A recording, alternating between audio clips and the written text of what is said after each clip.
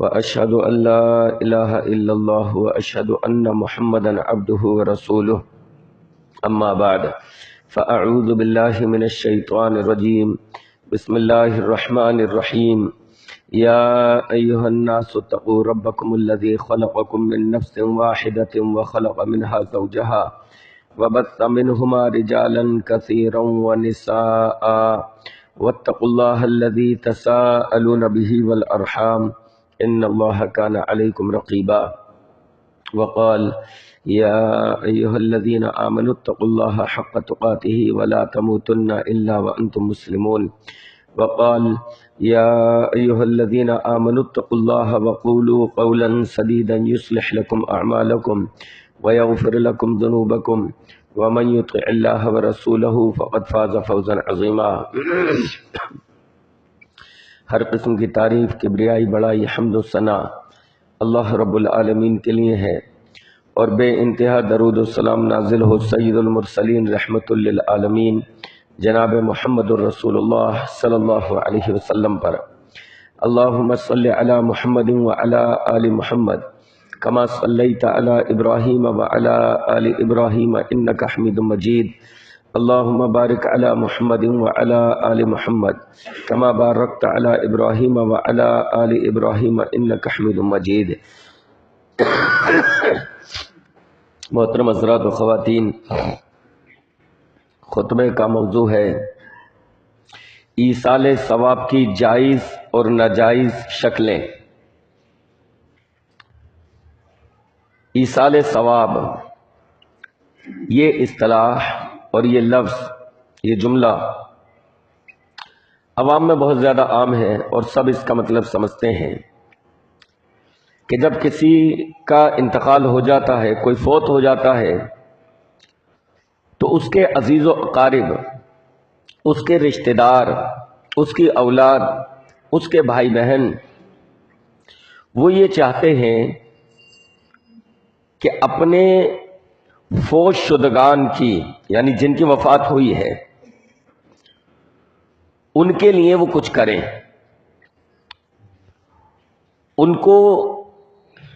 ان کے لیے کوئی ایسا کام کریں کہ جس کا اجر انہیں ملے، انہیں ثواب ملے۔ تو اسی کے لیے لفظ استعمال ہوتا ہے ایصال ثواب، یعنی ثواب کا پہنچانا، ایصال کرنا۔ کیونکہ ہر ایک کی خواہش اور آرزو یہ ہوتی ہے کہ اس کا عزیز وہ وہاں پر سکون سے رہے، آرام سے رہے، اور اگر اس کو عذاب ہو رہا ہے یا وہ کسی تکلیف میں مبتلا ہے تو اس سے اسے نجات مل جائے۔ لہذا زندگی میں جو وہ کام نہیں کرتا اور زندگی میں بھی یہ کوشش نہیں کرتا کہ اس کا عزیز جو ہے جنت میں جانے والے کام کرے اور جہنم سے بچنے والے کام کرے، لیکن مرنے کے بعد ضرور اس کے لیے وہ کوشش کرتا ہے۔ اس موضوع پر وضاحت آنے سے پہلے ضروری یہ ہے کہ ہم یہ سمجھیں کہ اصل چیز یہ ہے کہ ہم اپنی زندگی میں کام کریں، اپنی زندگی میں عمل کریں۔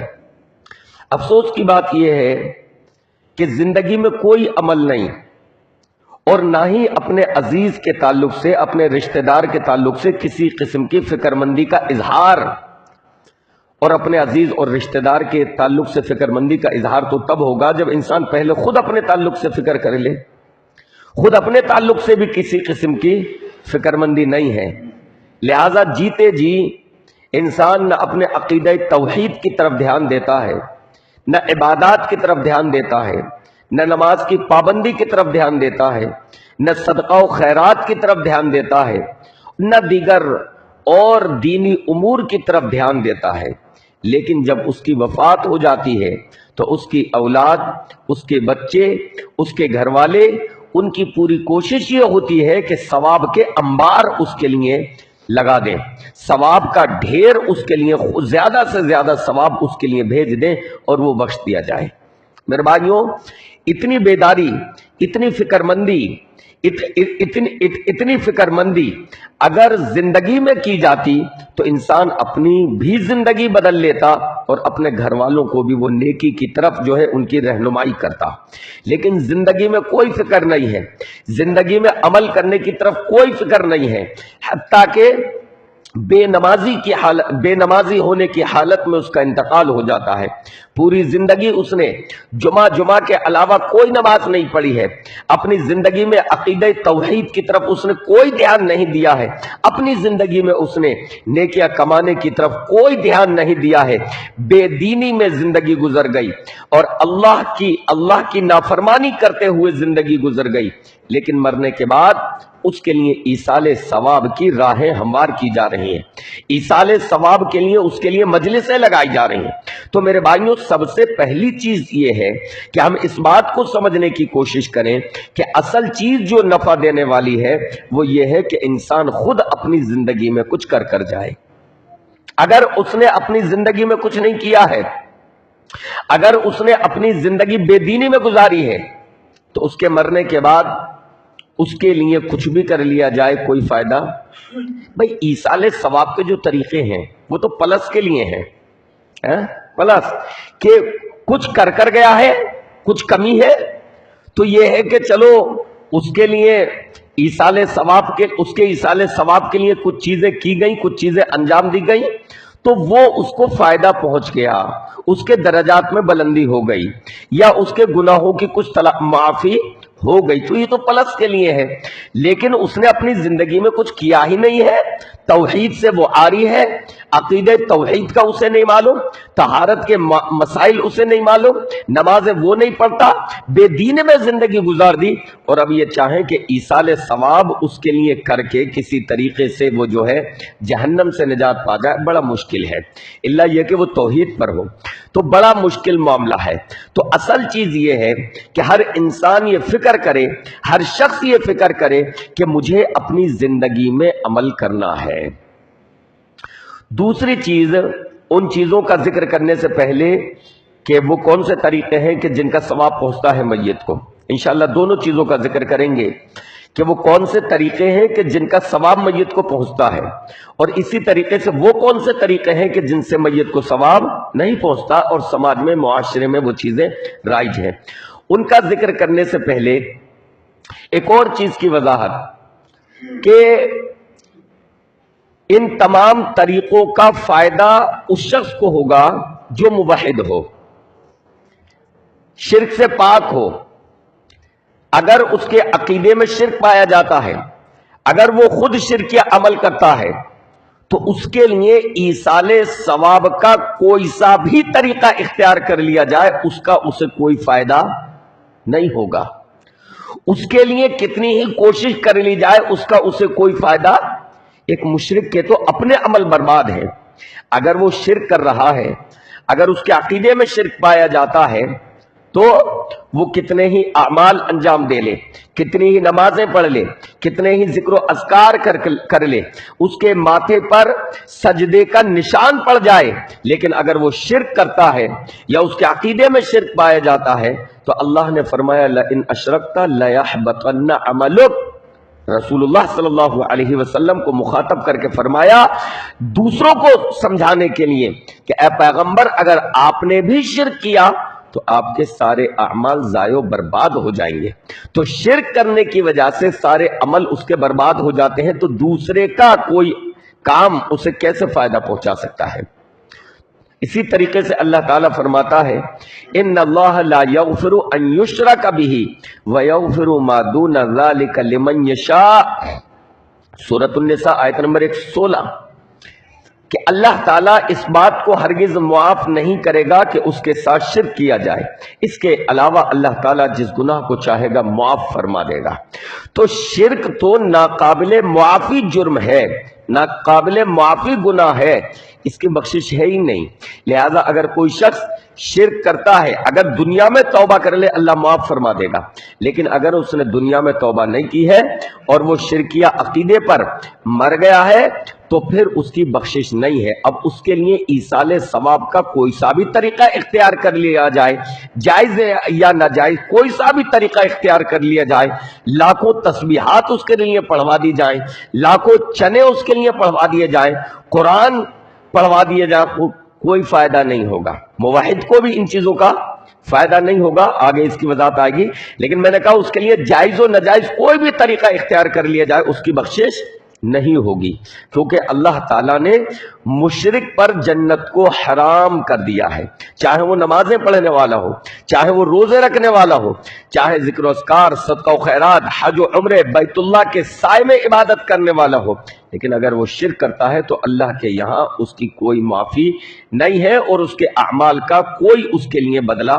نہیں ہے۔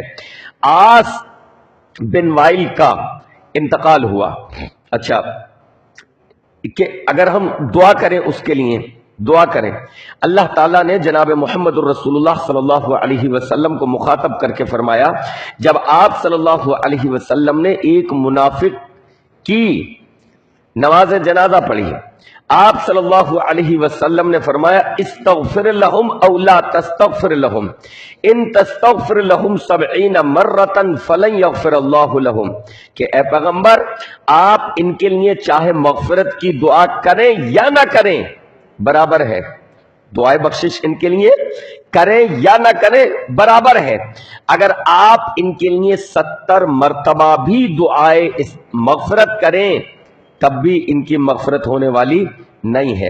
اللہ تعالیٰ پیغمبر سے یہ فرما رہا ہے، تو جب پیغمبر بھی اگر دعا کریں، جبکہ پیغمبر جناب محمد الرسول اللہ صلی اللہ علیہ وسلم کی دعائیں اللہ تعالیٰ قبول فرماتا تھا، سیرت الرسول کے سلسلے میں مختلف اس طرح کے واقعات آپ کے سامنے آئے ہیں کہ نبی علیہ الرحمن نے دعا مانگی ہے، اللہ تعالیٰ نے دعا فوراً قبول فرمائی ہے، لیکن مشرکین کے تعلق سے، منافقین کے تعلق سے، کفار کے تعلق سے اللہ تعالیٰ فرماتا ہے کہ اے پیغمبر اگر آپ 70 مرتبہ بھی ان کے لیے دعائیں مغفرت کریں تو بھی آپ کی سفارش کو نہیں مانا جائے گا اور ان کی بخشش نہیں کی جائے گی۔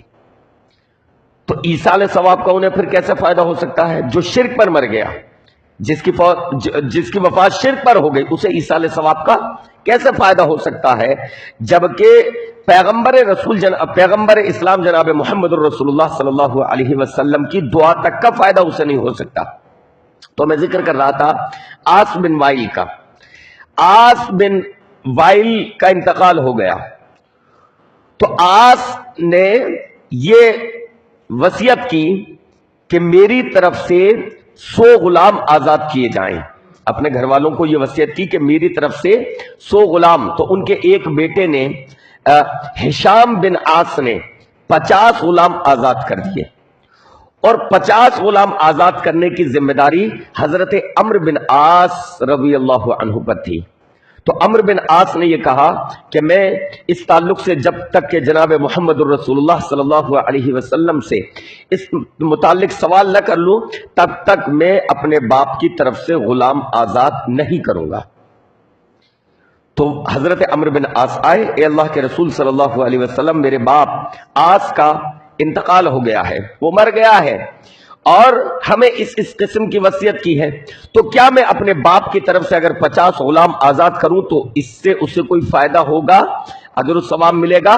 تو اللہ کے نبی علیہ الصلوۃ والسلام نے فرمایا اگر وہ مسلمان ہو کر مرتا، اگر وہ اسلام کی حالت پر مرتا تو ضرور تمہارے اس کام کا، تمہارے اس عمل کا اس کو فائدہ پہنچتا، لیکن کیونکہ وہ مسلمان ہو کر نہیں مرا، ایمان کی حالت میں نہیں مرا، لہذا اس کا کوئی فائدہ اسے نہیں پہنچے گا۔ تو مشرک یا کافر کے لیے ایصال ثواب کا کوئی فائدہ نہیں ہے۔ ایصال ثواب کا فائدہ بھی کسے ہو سکتا ہے؟ موحدین کو، جو توحید والے ہیں، جو ایمان والے ہیں، لہذا سب سے پہلے عقیدے کی درستگی ہے۔ اب باپ مرا ہے شرک پر، عقیدہ اس کا شرکیہ، قبروں پر جھکنے والا، قبروں پر سجدے کرنے والا، غیر اللہ کے نام کی نیاز لگانے والا، غیر اللہ کے نام پر دیگے لٹانے والا، شرکیہ عقیدہ، غیر اللہ سے فریادیں کرنے والا، استغاثہ کرنے والا، شرکیہ عقیدہ. اب اولاد اس کے لیے کتنا ہی کچھ کر دے، کچھ بھی کر ڈالے، کوئی اس کو فائدہ نہیں ہونے والا ہے. اب آئیے دیکھتے ہیں وہ امور کہ جن کا میت کو فائدہ پہنچتا ہے مرنے کے بعد، جو ایصال ثواب کے جائز طریقے ہیں. ایصال ثواب، یا کہہ لیجئے کہ ہم پہلے ان چیزوں کا ذکر کہ میت نے اپنی زندگی میں وہ کام کیے ہیں اور مرنے کے بعد بھی اس کا فائدہ اس کو پہنچتا رہتا ہے. میرے بھائیوں، اس میں سب سے پہلی وہ 3 چیزیں جس کا ذکر رسول اللہ صلی اللہ علیہ وسلم نے اپنے ایک فرمان میں کیا ہے. رسول گرامی علیہ الصلوۃ والسلام نے ارشاد فرمایا، اذا مات الانسان انقطع عنہ عملہ الا من ثلاثۃ الا من صدقۃ جاریۃ. فرمایا جب انسان مر جاتا ہے تو اس کے عمل کا سلسلہ منقطع ہو جاتا ہے، ٹوٹ جاتا ہے. اس کے کسی عمل کا فائدہ، اس کے کسی عمل کا اجر و ثواب اس کو نہیں پہنچتا. مر گیا، دنیا سے چلا گیا، اب اس کے اجر و ثواب کا سلسلہ بھی ختم ہو گیا. جب تک دنیا میں تھا اس کے پاس موقع تھا کہ جتنا چاہتا وہ عمل کرتا اور اپنی نیکیوں میں اضافہ کرتا. بھائی انسان زندہ ہے تب تو اس کے اپنے ہاتھ میں ہے نا، جب تک زندہ ہے اس کے اپنے اختیار میں ہے کہ وہ زیادہ سے زیادہ عبادت کرے، زیادہ سے زیادہ ذکر و اذکار کرے، تلاوت کرے، صدقات و خیرات کرے. اس کے اپنے اختیار میں ہے، جتنا کرے گا اس کے اعمال میں اضافہ ہوگا، اس کے اعمال میں اضافہ ہوگا، اس کے اجر و ثواب میں اضافہ ہوگا. تو اللہ کے نبی علیہ الصلوۃ والسلام نے فرمایا جب انسان مر جاتا ہے انقطع عنہ عملہ، تو اس کے عمل کا سلسلہ اس سے ختم ہو جاتا ہے، اب اسے اجر و ثواب اس کے کسی عمل کا نہیں پہنچتا. الا من ثلاثۃ، سوائے 3 چیزوں کے. 3 چیزیں کیا ہیں؟ الا من صدقۃ جاریۃ، صدقہ جاریہ. آدمی نے، عورت نے اپنی زندگی میں کوئی کام ایسا کیا ہے کہ جس کا نفع، جس کا فائدہ عام ہے، اس کے مرنے کے بعد بھی لوگ اس سے فائدہ اٹھا رہے ہیں. اس نے پانی کا کہیں پیاؤ لگوا دیا ہے، کہیں پر نل کا انتظام کروا دیا ہے، کہیں اس نے درخت لگا دیا ہے. یہ بھی صدقہ ہے، جانتے ہیں؟ یہ بھی لوگ اسے نیکی نہیں سمجھتے. پودا لگا دینا، درخت لگا دینا، لوگ اسے نیکی نہیں سمجھتے. جبکہ رسول اللہ صلی اللہ علیہ وسلم نے ایک حدیث میں ارشاد فرمایا کہ اگر قیامت بھی قائم ہو جائے اور تم میں سے کسی شخص کے پاس صرف اتنا وقت ہو، اس میں یہ استطاعت ہو کہ وہ ایک پودا لگا سکتا ہے پیڑ کا، تو لگا دے. قیامت قائم ہو گئی، یعنی ایسا ممکن نہیں ہے کہ قیامت ہو جائے اور انسان پودا لگانے کے لیے تیاروں سے موقع ہی نہیں ملے گا. لیکن مبالغہ کے طور پر رسول گرامی علیہ الصلوۃ والسلام نے فرمایا کہ اگر ایسا بھی ہو جائے اور وہ ایک پودا لگانے کی استطاعت رکھتا ہو تو لگا دے. یہ بھی نیکی کا کام ہے، اجر کا کام ہے. تو کوئی وہ پیڑ لگا گیا ہے، مسافروں کو اس سے سایہ ملتا ہے، جانور وہاں دھوپ میں کھڑے ہو جاتے ہیں انہیں سایہ ملتا ہے، جانوروں کو فائدہ پہنچانا اجر و ثواب کا کام ہے نا. یہ بھی اجر و ثواب کا کام ہے. ایصال ثواب سے متعلق ہم نے بس وہی کچھ چیزیں سمجھ رکھی ہیں. اس کا دائرہ بڑا وسیع ہے. جتنے بھی ایسے کام ہیں جس سے خلق خدا کو فائدہ پہنچ سکتا ہے، جس سے اولاد آدم کو فائدہ پہنچ سکتا ہے، وہ سارے کے سارے کام صدقہ جاریہ میں شمار ہوتے ہیں. اس کا فائدہ عام ہے. تو کوئی ایسا کام کر گیا، مسافر خانہ تعمیر کروا گیا کہ مسافر آنے جانے والے یہاں ٹھہرا کریں، ٹھنڈا پانی کا پیاؤ کا انتظام کر گیا کہ یہاں سے لوگ گزریں تو پانی پیا کریں. اسی طریقے کا اور کوئی ایسا کام کر گیا کہ جس کا فائدہ عوام کو پہنچتا ہے، تو مرنے کے بعد بھی اس کام سے فائدہ اٹھا رہے نا لوگ، تو اس کا اجر و ثواب اسے ملتا رہے گا. مرنے کے بعد بھی اس کا اجر و ثواب اس کو ملتا رہے گا، اس کو پہنچتا رہے گا. پھل اس کا باغ ہے کوئی پھلوں کا، اور اس نے وہ اللہ کی راہ میں وقف کر دیا ہے کہ اس کے جتنے پھل آئیں غریبوں میں تقسیم کر دیے جائیں. اس کے مرنے کے بعد بھی اس سے فائدہ اٹھایا جا رہا ہے. وہ وقف ہے اس کا باغ، اور پھل اس کے جو ہے غریبوں میں تقسیم کیے جا رہے ہیں، فائدہ اسے پہنچتا رہے گا. تو پہلی چیز کیا ہے؟ الا من صدقۃ جاریۃ، اپنی زندگی میں وہ صدقہ جاریہ، کوئی ایسا کام کر گیا ہے کہ جس کا فائدہ پہنچتا ہے. اس وجہ سے میرے بھائیوں ایسی نیکیوں پہ، ایسے خرچ پر دھیان دیا کرو کہ جو لمبی مدت تک آپ کو فائدہ پہنچانے والے ہیں. مسجد میں ٹوٹی لگوا دی، نل اب جلدی تو خراب ہو نہیں رہی، وہ ایسا تو نہیں کہ ایک دو مہینے میں، ایک دو سال میں. تو یہ ایسی چیزیں ہیں کہ جو یعنی خرچ ایک بار، انویسٹمنٹ ایک بار، اور فائدہ اس کا ہمیشہ مل رہا ہے. اس کو بولتے ہیں صدقہ جاریہ. تو مرنے کے بعد بھی اس کا فائدہ اس کو جو ہے پہنچتا رہتا ہے. نمبر 2، دوسری چیز آپ نے بتائی، او علم ينتفع به، یا پھر علم کہ جس سے فائدہ اٹھایا جائے. علم تھا انسان کے پاس، علم جو اس نے، کون سا علم؟ دینی علم. ایسا علم کہ جس کے ذریعے وہ لوگوں کے عقائد درست کروائے، طہارت کے مسائل انہیں بتائے، نماز کا طریقہ انہیں سکھائے، حج و عمرے کا طریقہ انہیں سکھائے، دیگر دینی مسائل ان کو سکھائے. ایسا علم. تو اس نے اپنے اس علم سے لوگوں کو فائدہ پہنچایا. اس نے اپنے اس علم کی بنیاد پر کوئی دینی کتاب مرتب کر دی، عقیدے کے مسائل مرتب کر دیے.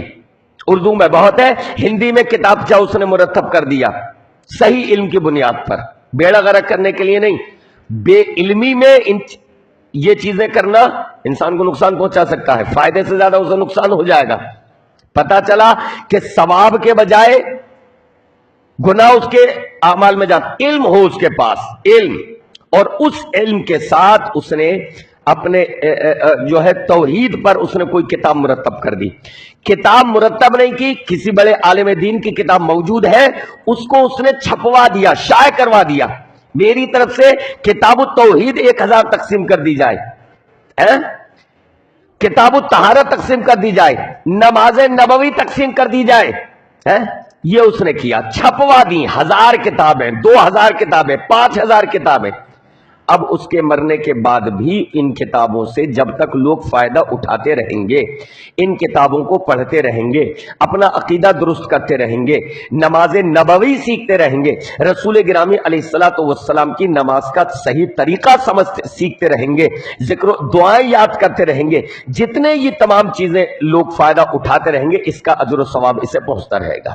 زندگی میں بھی مل رہا ہے اسے، زندگی میں بھی ان چیزوں کا اجر و ثواب، اور جب وہ مر گیا تو مرنے کے بعد بھی ان چیزوں کا اجر و ثواب اسے پہنچتا رہے گا، اس کے اکاؤنٹ میں جاتا رہے گا. کتنا اچھا انویسٹمنٹ ہے اس سے اچھا کوئی انویسٹمنٹ ہے؟ علم، او علم ينتفع به، اس کے پاس علم ہے، اس سے فائدہ اٹھایا جاتا ہے. اس کے دینی دروس ریکارڈ ہو گئے ہیں، اس کی تقریریں ریکارڈ ہو گئی ہیں، تقریریں اس کی یوٹیوب پر موجود ہیں. اب لوگ تلاش کر کے سرچ کر کے، یا کوئی کسی ٹاپک کو سرچ کر رہا ہے، اس کی تقریریں سامنے آتی ہیں اور اس کو سنتے ہیں، اس سے استفادہ کرتے ہیں. تو اب اس کی تقریروں سے جب تک فائدہ اٹھایا جاتا رہے گا اور اس کے ذریعے لوگوں کی اصلاح ہوتی رہے گی، ان کے علم میں اضافہ ہوتا رہے گا، اس کا اجر و ثواب اسے مرنے کے بعد بھی ملتا رہے گا. یہ ہے او علم ينتفع به، کہ علم جس سے فائدہ اٹھایا جائے بعد میں بھی. اور دیگر احادیث میں اس کی مزید وضاحت آئی کہ اس علم کو اس نے نشر کیا، پھیلایا، عام کیا. تو یہ ساری چیزیں اسی کے درجے میں ہیں، اسی کے درجے میں ہیں.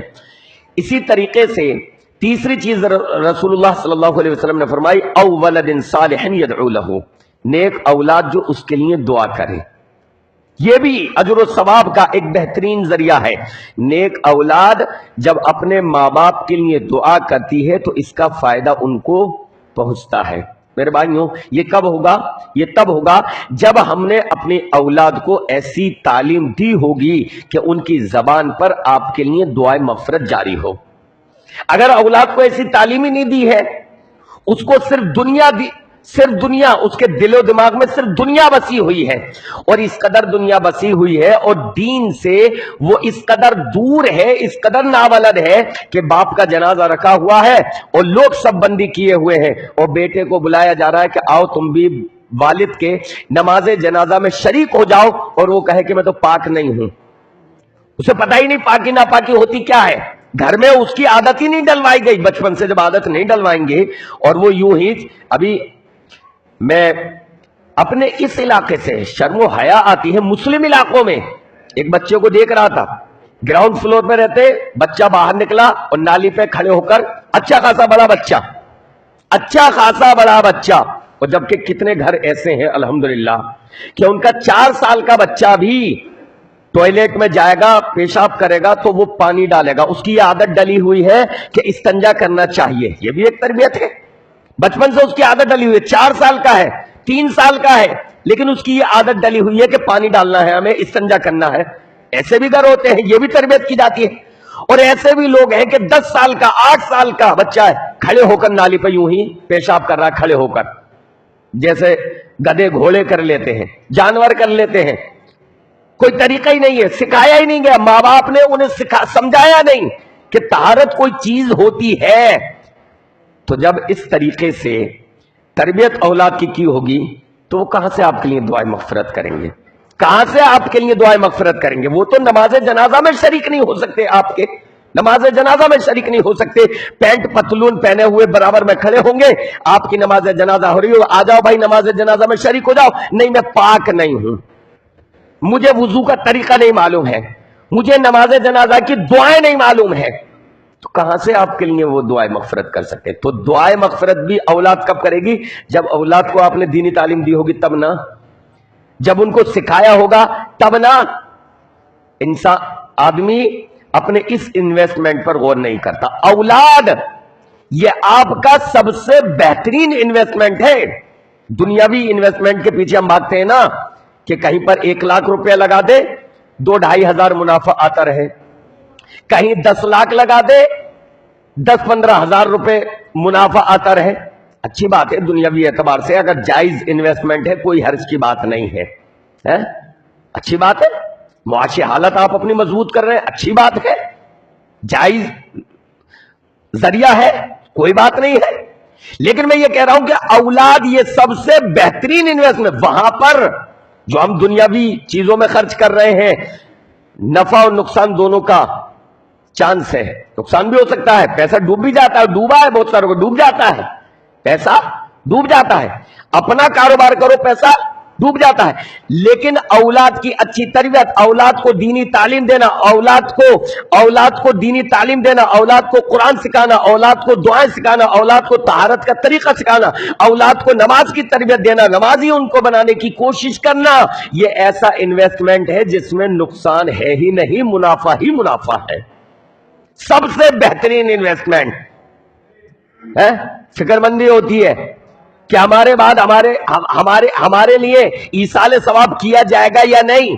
ارے اولاد تمہاری سامنے ہے، اس سے بہترین انویسٹمنٹ کیا ہوگا؟ ان کی تربیت کر دو، اجر و ثواب تمہارے مرنے کے بعد تمہیں ملتا رہے گا، اجر و ثواب ملتا رہے گا۔ یہ جب نیکی کریں گے اس میں تمہارا بھی حصہ شامل ہوگا، یہ ہے اولاد کا انویسٹمنٹ۔ اولاد کی اچھی تربیت اگر آپ نے کر دی، دینی تربیت ان کی کر دی، اسلامی تربیت ان کی کر دی، دیندار بن گئے، قرآن پڑھنے والے بن گئے، نماز پڑھنے والے بن گئے، عقیدہ توحید ان کا بہتر ہو گیا، حافظ قرآن اللہ کے فضل و کرم سے بن گئے، عالم دین بن گئے، یا اگر عالم دین حافظ قرآن نہ بنے کم از کم دیندار بن گئے۔ فرض تو نہیں ہے کہ سب عالم دین بنائے، سب حافظ قرآن بنایا بہت اچھی بات ہے، بڑی فضیلت کا کام ہے، لیکن کم از کم اتنا تو ہونا چاہیے کہ دینی تعلیم ان کے پاس ہو۔ اگر یہ آپ نے کر دیا تو کہنے کی ضرورت نہیں ہے، آپ کے رشتہ داروں کو آپ کے لیے ایصال ثواب کی مجلسیں منعقد کرنے کی ضرورت نہیں ہے۔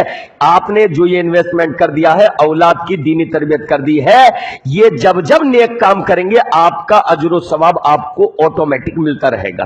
یہ اللہ کی راہ میں خیرات کریں گے، ان کو اجر و ثواب ملے گا، آپ کو بھی ملے گا۔ نماز پڑھیں گے، جو نماز کا ثواب ان کو مل رہا ہے اتنا ہی آپ کو ملتا رہے گا۔ اتنا اچھا ریٹرن کوئی دے سکتا ہے؟ کوئی کمپنی اتنا اچھا منافع، کوئی کمپنی دنیا کی اتنا اچھا منافع دے سکتی ہے؟ جتنا اسے مل رہا ہے برابر اتنا آپ کو بھی مل رہا ہے، اور اس کے اجر و ثواب میں کوئی کمی نہیں ہو رہی۔ علامہ البانی رحمہ اللہ نے ذکر کیا کہ بھائی اولاد کی اجر و ثواب میں کیوں مل رہا ہے؟ اگر دیکھا جائے، اس پر غور کریں، قرآن مجید کی آیت کیا ہے؟ وَأَلَّيْسَ لِلْإِنسَانِ إِلَّا مَا سَعَى، انسان کے لیے وہی ہے جس کی وہ کوشش کرے، اس کے علاوہ اسے کسی چیز کا اجر و ثواب نہیں ملتا۔ اگر غور کریں تو اولاد کے اعمال کا اجر و ثواب بھی انسان کو اس وجہ سے مل رہا ہے کہ اولاد کی تربیت میں اس کی کوشش ہے، اس کا حصہ ہے، اولاد اس کی کمائی ہے۔ علامہ البانی رحمہ اللہ فرماتے ہیں کہ اولاد جو بھی نیک اعمال کرتی ہے یہ ایصال ثواب کا سب سے بہترین ذریعہ ہے۔ اولاد جو بھی نیک عمل کرتی ہے، نماز پڑھتی ہے، ذکر و اذکار کرتی ہے، قرآن مجید کی تلاوت کرتی ہے، اس کا اجر و ثواب اس کے والدین کو پہنچتا رہتا ہے مرنے کے بعد بھی۔ اور اللہ قرآن میں فرماتا ہے وَأَلَّيْسَ لِلْإِنسَانِ إِلَّا مَا سَعَى، انسان کے لیے وہی ہے جس کی وہ کوشش کرے۔ اور حدیث میں جناب محمد الرسول اللہ صلی اللہ علیہ وسلم فرماتے ہیں تمہارا سب سے بہترین مال وہ ہے جو تم نے کمایا، تمہاری کمائی۔ تمہارا سب سے بہترین مال کیا ہے؟ تمہاری کمائی۔ اور اولاد تمہاری کمائی ہے۔ اولاد کیا ہے؟ تمہاری کمائی ہے۔ یہ حدیث ہے ابو داؤد کی۔ اولاد کیا ہے؟ کمائی ہے۔ تو علامہ البانی رحمہ اللہ کا استدلال یہ ہے، اللہ فرماتا ہے کہ انسان کے لیے وہی ہے جس کی وہ کوشش کرے، اولاد اس کی کمائی ہے، تو اولاد بھی اس کی اپنی کوشش ہے، اس کو نیک بنانے میں، اس کی تربیت کرنے میں اس کی کوشش ہے نا، لہذا اس کی کوشش ہے، اس وجہ سے اس کی اولاد کا اجر و ثواب بھی اسے مل رہا ہے۔ لہذا اولاد جو بھی نیک کام کرے گی اولاد کو تو ملے گا ہی، ساتھ میں اس کے والدین کو بھی اتنا اجر و ثواب ملتا رہے گا۔ میرے بھائیوں اور بہنوں بتاؤ اس سے اچھا انویسٹمنٹ کیا ہوگا؟ لیکن اس پر ہماری توجہ نہیں ہے، اس پر دھیان نہیں ہے۔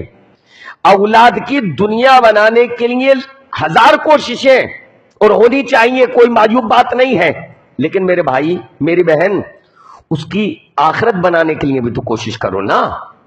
مائیکل اسکول میں پڑھا لیجئے، فلاں اسکول میں پڑھا لیجئے، کانوینٹ میں اچھے سے اچھے اسکول میں پڑھائیے، کوئی بات نہیں، لیکن اس کو قرآن مجید کی بھی تو تعلیم دو، اس کو عقیدہ بھی تو سکھاؤ، اس کو یہ بھی تو معلوم ہو کہ ہیپی دیوالی کہنا درست ہے یا نہیں، اس کو یہ بھی تو معلوم ہو ہیپی کرسمس کہنے کا کیا وبال ہے، کہنا چاہیے یا نہیں، اس کو یہ بھی تو معلوم ہو کہ غیر اللہ کے چڑھاوے کا کھا سکتے ہیں یا نہیں، کھانا کس قدر کتنا بڑا گناہ ہے، اس کو یہ بھی تو معلوم ہو کہ آگے جل کر وہ اپنے عقیدے سے، اپنی توحید سے کمپرومائز نہ کرے، اسے یہ بھی تو معلوم ہو کہ طہارت کیا ہے، عقیدہ کیا ہے، ایمان کیا ہے، نماز کیا ہے، اسے یہ بھی تو معلوم ہو۔ دنیا بھی اسے خوب تعلیم دلوائیے، خوب تعلیم دلوائیے، ڈاکٹر بن جائے، آئی پی ایس بن جائے، سول سروسز کے امتحانات، خوب تعلیم دلواؤ، لیکن وہ اپنی زمین کو نہ چھوڑے۔ جو اس کی زمین ہے، زمین اس کی اسلام ہونی چاہیے، فاؤنڈیشن اس کی ایمان ہونی چاہیے، اپنی بنیادوں کو نہ چھوڑے، بڑے سے بڑا بن جائے، بڑے سے بڑا بن جائے، خوب کمائے، کروڑوں کمائے، لیکن اپنی بنیادوں کو نہ چھوڑے۔ اور جب وہ بنیادوں کو اگر چھوڑ دے گا تو دنیا میں اس کا ترقی کر کے کوئی فائدہ نہیں۔ سارے کام کیجئے، ساری تعلیم حاصل کیجئے، سارے کام کیجئے جائز، لیکن توحید سے جڑ کر، ایمان سے جڑ کر، اسلام سے جڑ کر۔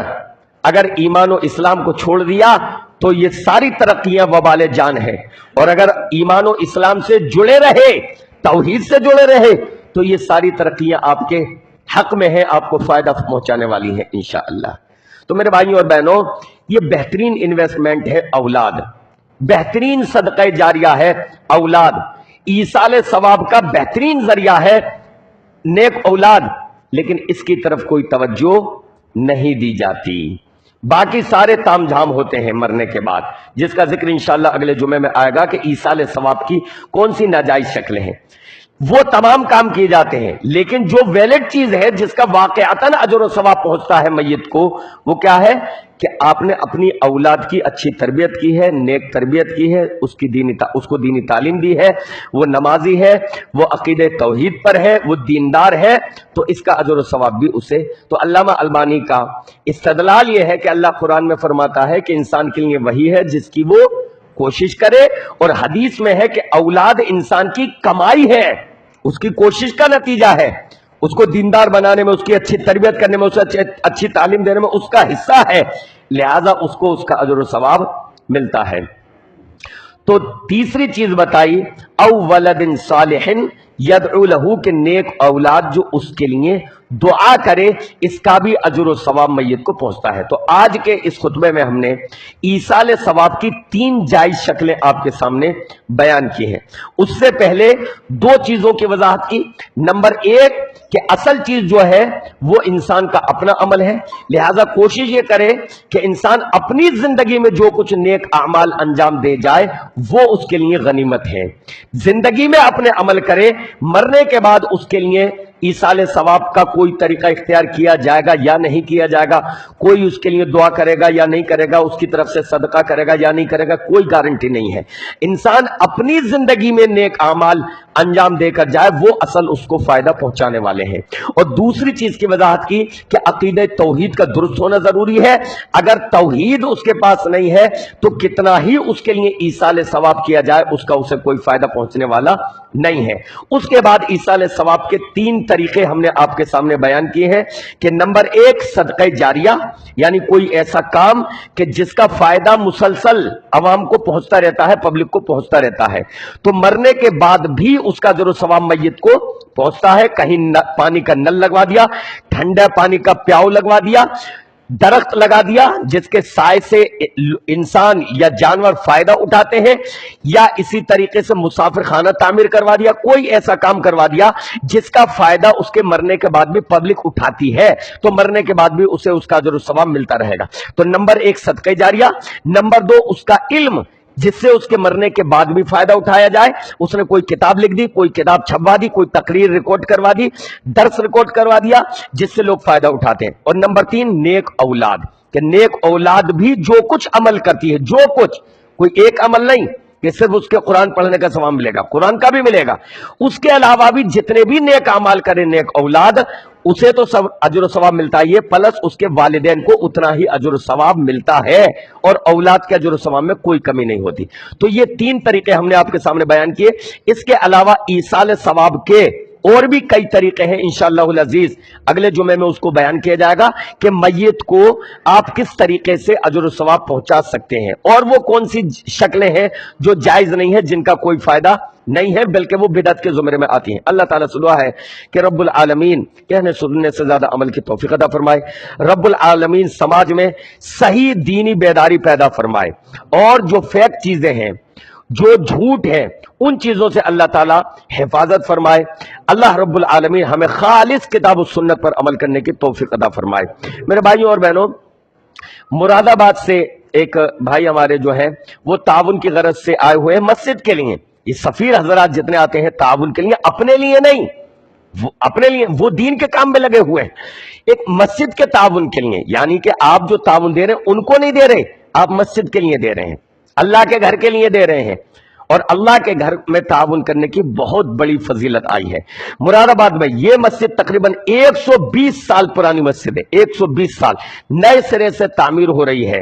اللہ رب العالمین آسانی فرمائے اس مسجد کی تعمیر میں، اور آپ حضرات سے درخواست ہے، گزارش ہے کہ جو کچھ ہو سکے ان کے لیے تعاون کریں۔ وضو خانے کے پاس انشاءاللہ نماز کے بعد وہ کھڑے ہو جائیں گے۔ آپ حضرات سے گزارش ہے زیادہ سے زیادہ مسجد کا تعاون کریں اور اس نیکی میں بڑھ چڑھ کر حصہ لیں۔ اللہ تعالی ہماری نیکیوں کو قبول فرمائے، ہمارے خرچ کو قبول فرمائے، آمین یا رب العالمین۔ وصلی اللہ تعالی علی رسول خیر خلقہ محمد وآلہ وصحبہ اجمعین برحمتک یا ارحم الراحمین۔